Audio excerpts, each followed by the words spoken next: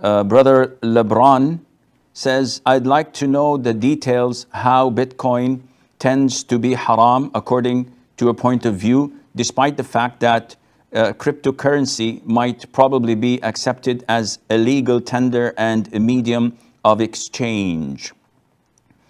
The issue of Bitcoin is a recent one, which means that it is not found or discussed by scholars in the past.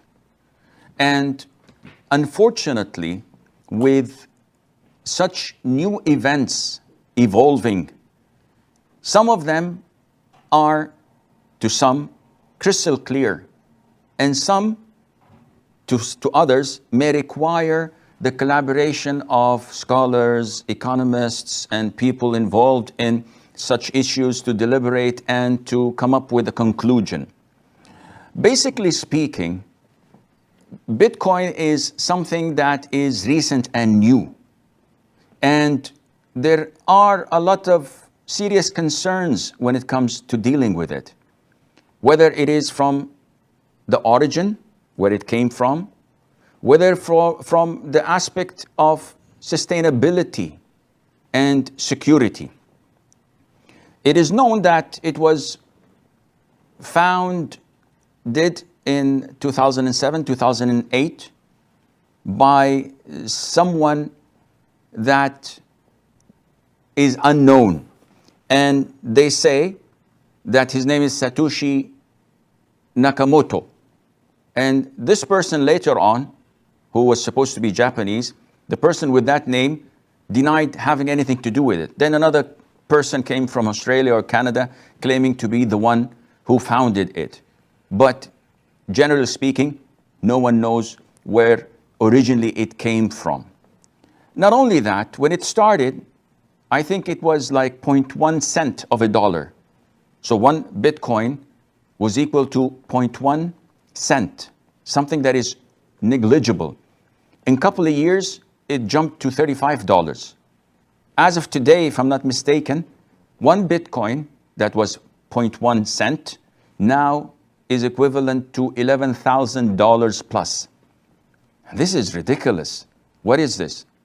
This is not something that is physical, you can touch. It's not a coin. It's not a banknote. It's not a deed. It's not a certificate. It is something that is virtual.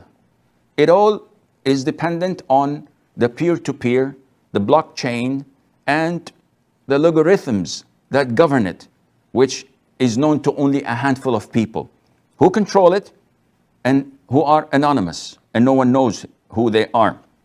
You cannot complain about it. You cannot pretend that there is justice or injustice. There's no one to talk to.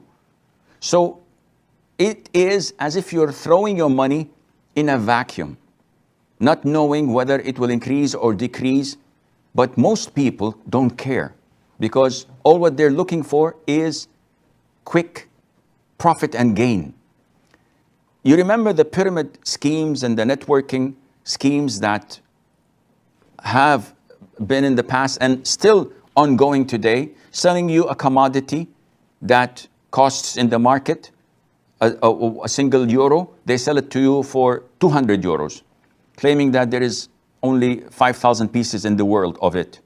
And then after you pay that huge amount of money, you qualify to market it to others, and you will get a percentage whenever someone enlists in the same Ponzi scheme. It is all bogus. It is all a hoax, and they consume people's money through that. Man by nature likes quick profit. If someone with a long beard comes to me and says, Sheikh, give me money and I'll invest it for you, and I'll give you revenue that is beyond imagination, and you will sustain a happy life, I will trust him. Not because of his beard, but because of the gain and the quick profit that I may make out of it. Bitcoin is something like this. And there are, I think, a lot of similar virtual currencies. They're virtual. You cannot touch them. And Ethereum and so many, 60, some may make them up to 100. And they are on the rise. And it's not logical, the fluctuation of the price. Now, is it a currency or a commodity? This is something we still have to look into, because it is not a currency. It's not backed by people. It's not backed by government. It's not backed by central banks or normal banks. So you cannot say it's a currency because no one deals with it except a handful of people. Country-wise, only I think Germany, Japan, maybe Austria allow it because there is benefit to them from it. Taxations, monitoring, etc. And the biggest loophole in it, that the price goes way up and it can also come way down. So it's like a bubble waiting to be inflated. And this what will happen soon. Now, we all know that there is only a limit for the Bitcoins. That is 21 million of it. And once they reach the 21 million, what will happen? Also, we also know that it remains anonymous when you deal with it. So it's only a code that you're given. No one can trace it, which means that it's an open gate for money laundering, drug money, haram money. You can just put it there and no one can trace you. And this is, subhanAllah, probably why all hackers, when they do cyber crimes and they demand a ransom, the ransom has to be paid in Bitcoin. So the Pirates of the Caribbean, the Disney movie that was hacked, and they demanded ransom for it in Bitcoin. Also, any cyber attack, any virus attack or threat can threaten your wealth and can take this currency, so-called currency, down to the ground. So there is a lot of ambiguity. If I have dollars and you have euros, we would like to exchange. This is permissible in Islam with one condition, and that is that it has to be hand to hand. It has to be physical. I cannot say, okay, I accept this transaction, I'll give you the money after half an hour. This is haram. The transaction is void.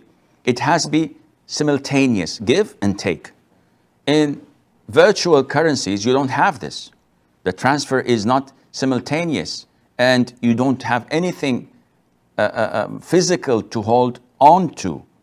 So this kind of ambiguity makes Bitcoin haram, in my opinion.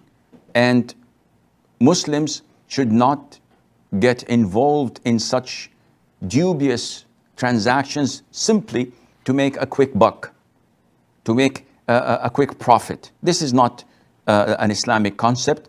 And one of the reasons of a lot of transactions being prohibited in Islam is the concept of gharar, ambiguity, that there might be some sort of deceit or ambiguity in knowing the end result of this transaction. Allah Azza wa Jal